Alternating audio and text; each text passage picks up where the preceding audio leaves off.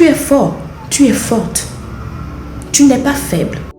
Tu sais, je crois que l'une des raisons pour lesquelles tu es toujours blessé, c'est pas pour tout le monde, c'est que tu penses constamment à l'objet de ta blessure. Tu penses constamment à la cause de ta blessure.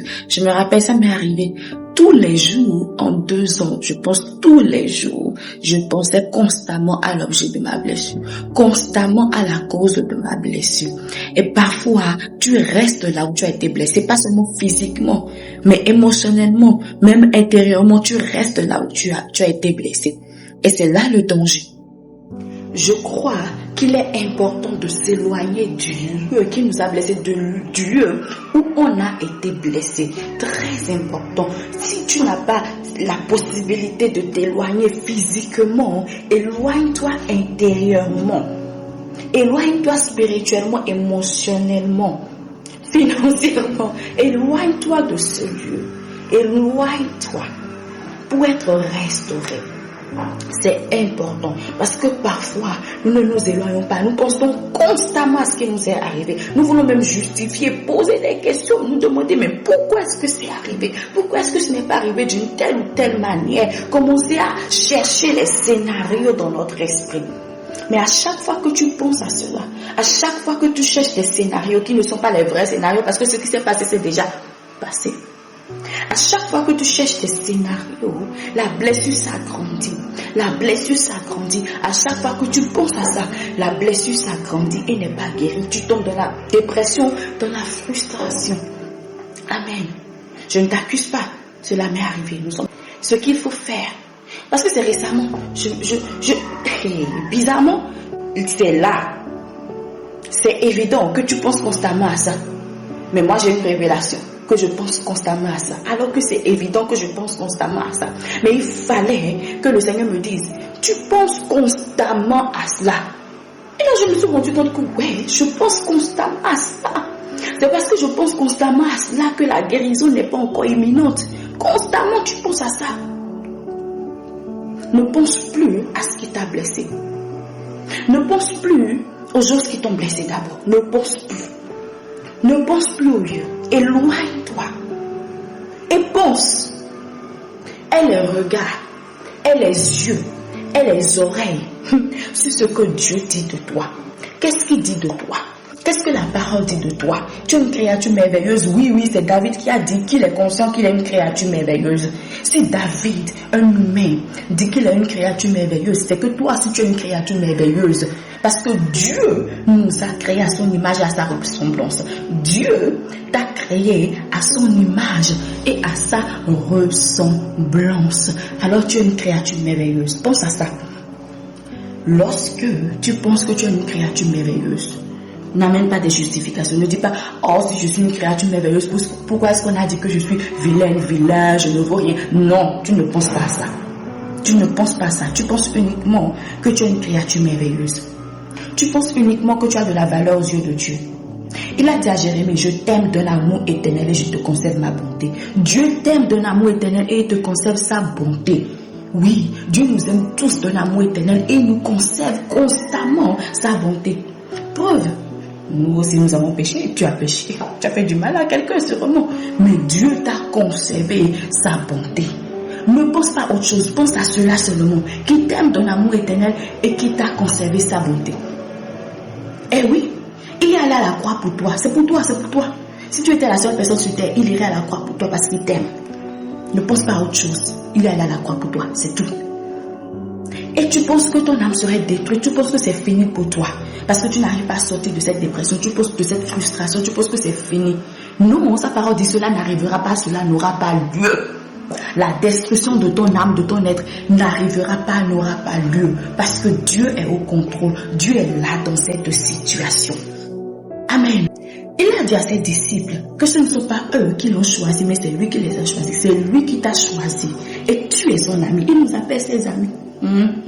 Ne pense pas à autre chose. Il t'appelle ton ami.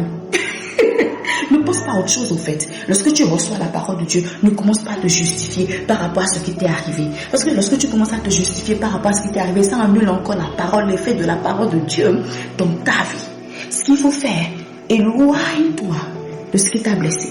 Éloigne-toi de ceux qui t'ont blessé. Si tu ne peux pas le faire physiquement, fais-le intérieurement. Vraiment, éloigne-toi. Et sois concentré sur ce que Dieu dit de toi. Dieu te connaissait avant que tu n'entres dans le ventre de ta mère. Il a dit à Jérémie, il avait appelé prophète des nations. Dieu sait ce à quoi tu as appelé. Pourquoi? Parce que c'est lui qui a écrit. C'est lui qui a tracé ta destinée. Ne dis pas, oh, mais là je ne sais pas ce à quoi je suis appelé. Je suis perdu. J'ai l'impression d'être derrière tout le monde. Non, ne pense pas à ça. Dieu te connaît, c'est le créateur de l'univers. Il te connaît. Dieu te connaît personnellement. Il te connaît personnellement. Il connaît tes faiblesses. Il connaît tes forces. Parce que tu as des forces, tu as des faiblesses. Que lui l'utilisera pour sa gloire. Dieu te connaît. Amen. Dieu te connaît. Alors n'arrête pas l'activité de Dieu dans ta vie. Parce que Dieu est en train de faire une activité glorieuse dans ta vie. Dieu savait que tu allais passer par là. Maintenant, il faut collaborer avec lui. Aussi, ça peut être que c'est Dieu qui t'a blessé. Ah oui, ça peut arriver. Que tu aies pensé que Dieu t'ait trompé, t'ait déçu. Parce qu'il a permis telle ou telle chose. Il savait. Et il sait que tu t'en sortiras. Parce que rien, aucune tentation, aucune épreuve que tu aies connue dans ta vie n'est supérieure, ne te dépasse. Ok?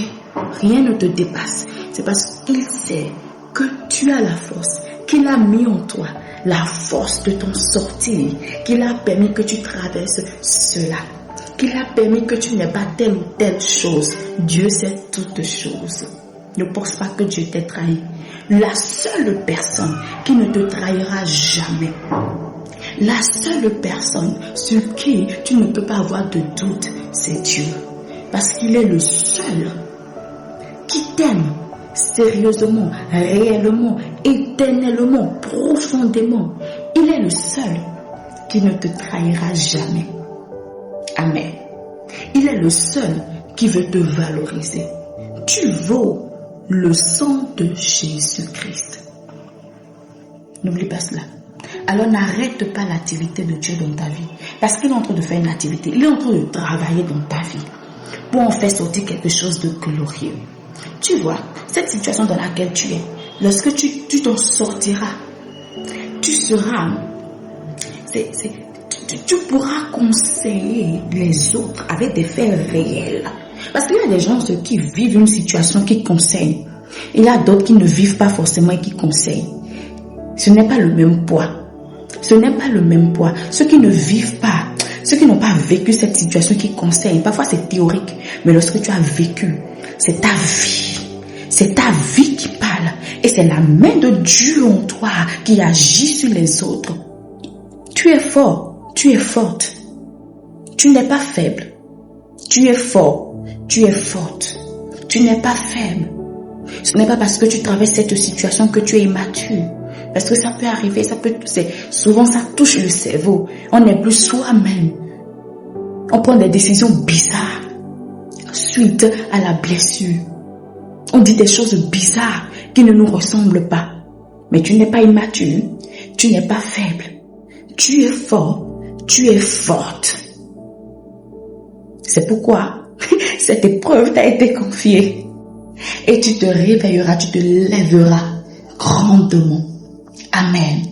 Je compte sur toi et Dieu compte sur toi.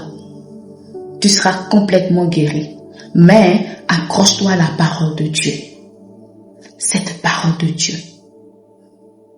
David dit dans le psaume 119, psaume 119, 130, la révélation de tes paroles est claire. Elle donne de l'intelligence aux simples. Amen. Amen. C'est ça, la révélation de la parole de Dieu est claire.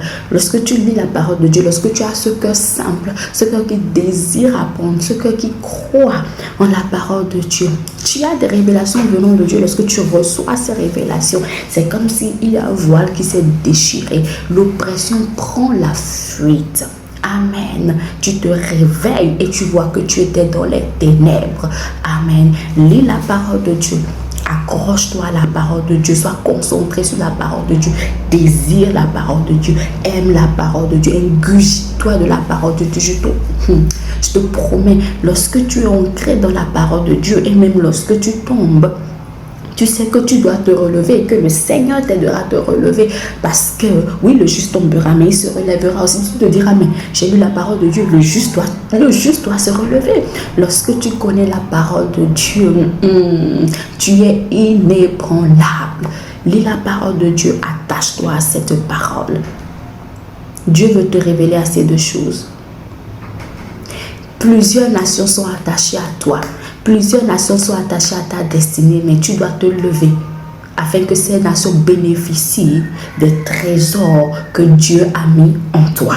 Alors, relève-toi et accroche-toi à la parole de Dieu. Ne pense plus aux choses passées. Ne pense plus aux choses anciennes. Ne pense plus à cette situation qui t'a traumatisé. Ne pense plus à ces personnes qui t'ont fait du mal. Ne pense plus. Avance. Et Dieu fera le reste. Avance, avance et ne creuse pas encore la plaie. Dieu t'aime. Nous n'allons pas oublier de prier pour la Mauritanie, Mexique, Micronésie, Moldavie, Monaco, Mongolie. Nous prions qu'ils soient attachés à la parole de Dieu et que cette parole vienne déchirer le voile qui les empêchait de se voir tels qu'ils sont, de voir Dieu tel qu'il est. Au nom de Jésus-Christ, Dieu t'aime. Toi qui m'écoutes, qui n'as pas encore le Seigneur Jésus-Christ, sache qu'il t'aime, qu'il t'attend les bras ouverts. Viens à Christ, c'est le meilleur choix, le meilleur choix. Ou soit tu appartiens à Christ, ou soit tu appartiens au diable, parce que tu ne t'es pas créé. Amen. Donc reçois le Seigneur, accepte-le dans ta vie comme ton Seigneur, ton Sauveur. Donne-lui entièrement ta vie. Amen.